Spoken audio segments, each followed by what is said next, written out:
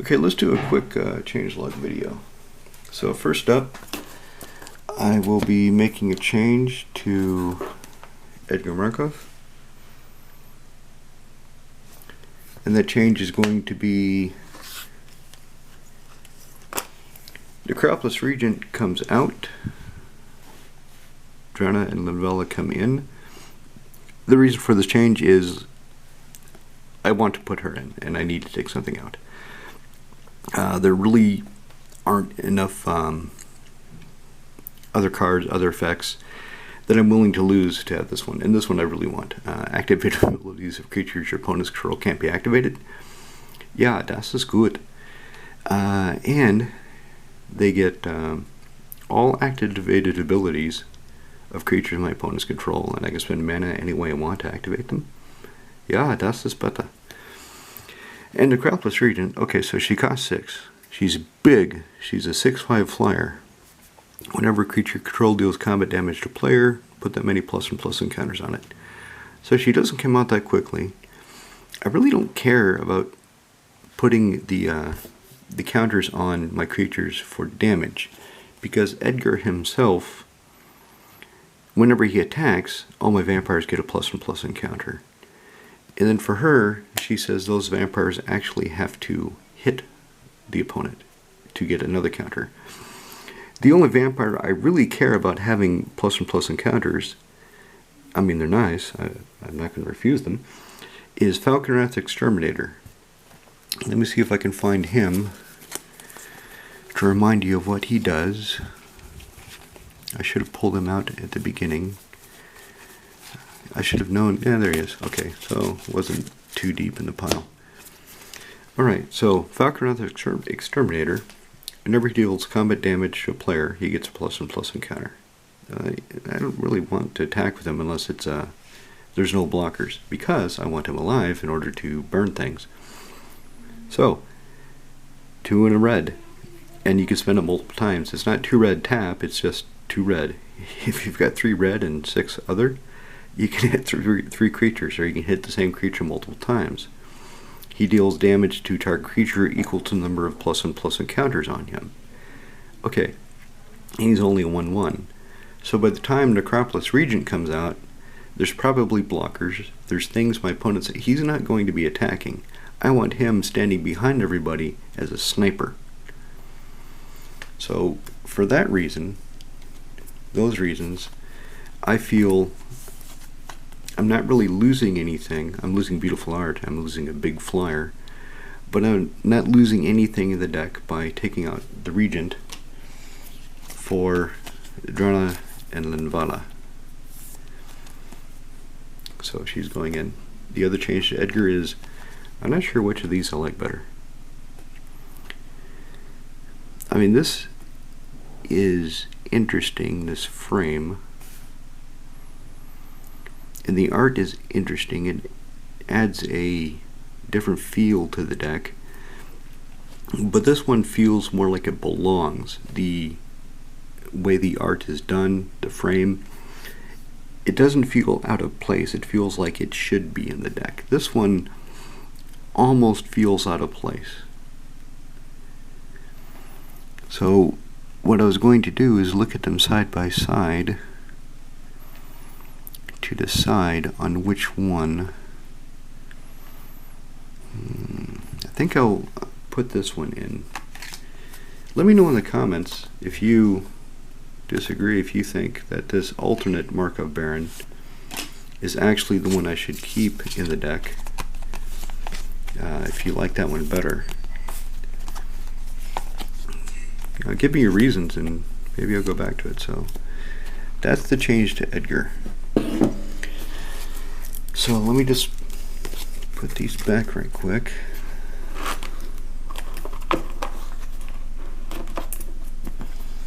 Put these off to the side, and let's get to the change to Ikra, Shidiqi, Sidar, Kondo. This change, I don't really know what I'm going to do. I'll show you what I want to put in. So I got this Vito Thorn of the Dusk Rose in the retro frame foil treatment, and he does exactly what Ikra, Shidiqi, and Sidar Kondo want to do. He's a second Sanguine Bond effect. His toughness is higher than his power. He gives my creatures lifelink. He helps me gain life. It's a life gain deck. So I want to work him in there somehow. The problem is for what? I'll just make one pass so I don't take up too much of your time and see if there's any low-hanging fruit. See, there's Linvala, Keeper of Silence. We just discussed Linvala and Drana. So 3/4, same power toughness, same CMC, they just change 1 pip for black. Flying, Linvala and Drana have vigilance and activated abilities, so I could have put them in this deck because it's black, green, white. But being a vampire and not having that effect in Edgar Markov would feel less than having the additional I can activate abilities of my opponent's creatures in Ikra, Shidiqi, Sidar. So she costs 6, but my opponents cannot cast spells during my turn. She probably should stay. Basilica's creature. Low casting cost flyer with extort. Yeah, better. He's done good work. Daxos, he gains me life.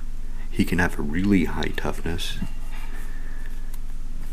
And that's the other thing. I probably shouldn't take out anything white because of the devotion for Daxos.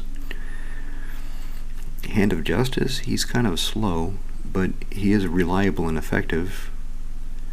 Especially with an Elspeth. An Elspeth makes 3 soldiers. I can tap the 3 soldiers if he's ready to destroy any creature.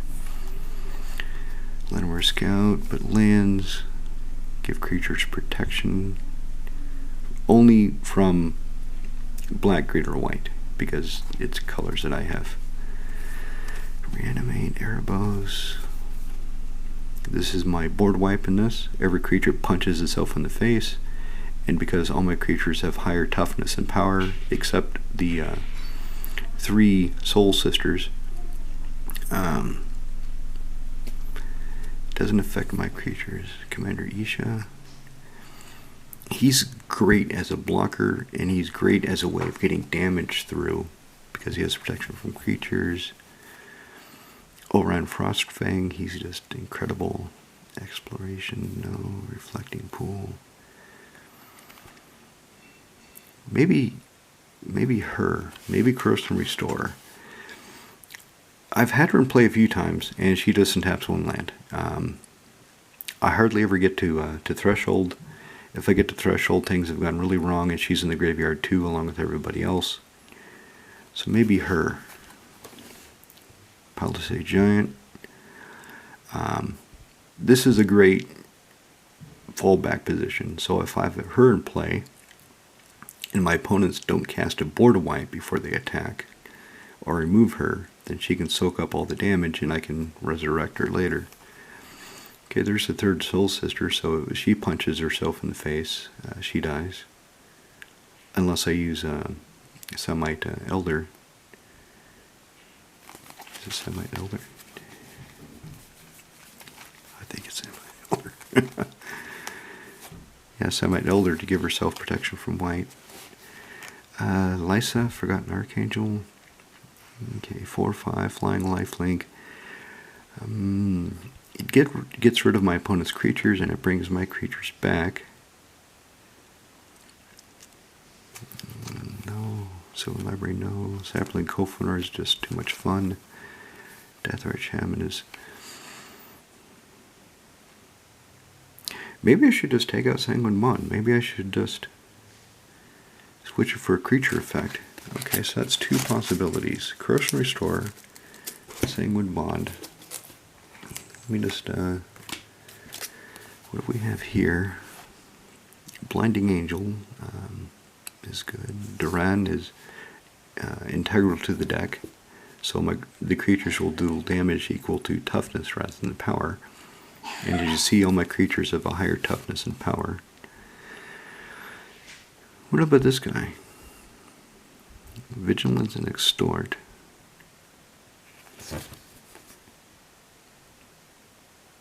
He doesn't do anything else. He cost 4. He's a 2/4. I like having him in the deck, but is he the best card for the deck? Probably not. So that is the strongest possibility right now. Dean Viper.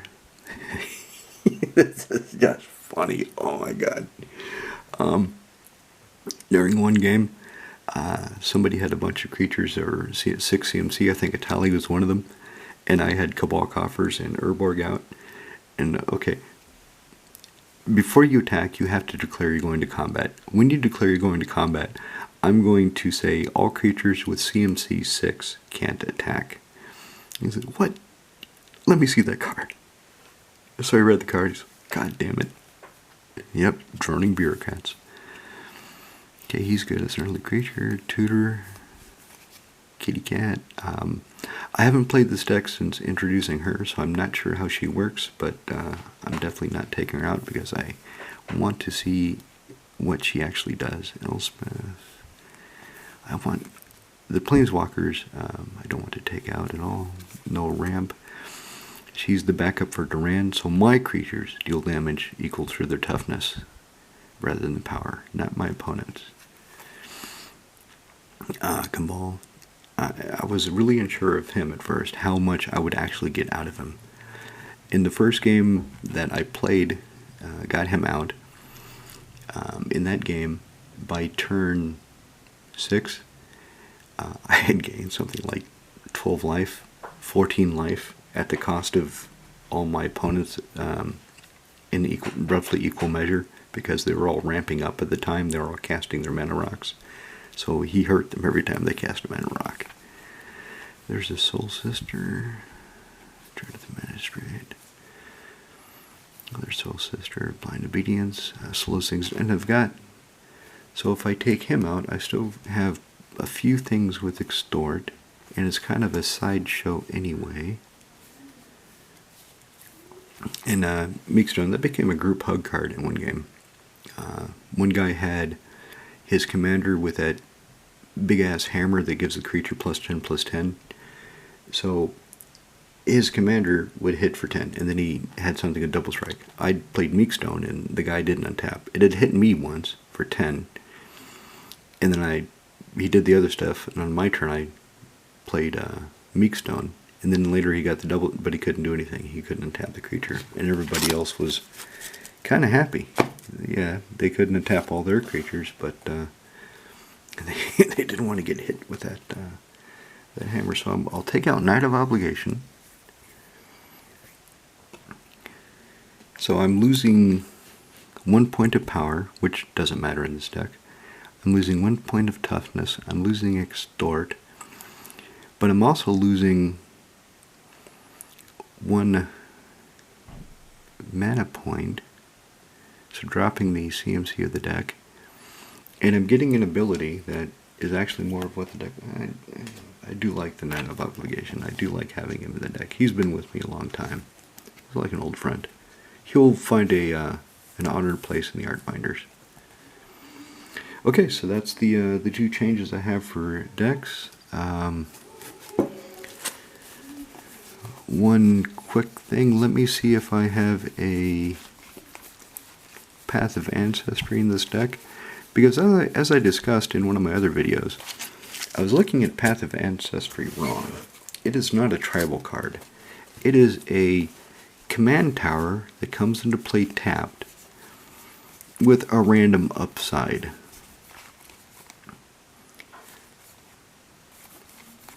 And in this deck, the upside would really be random. I don't seem to have a Path of Ancestry. I don't know what I would want to take out for it.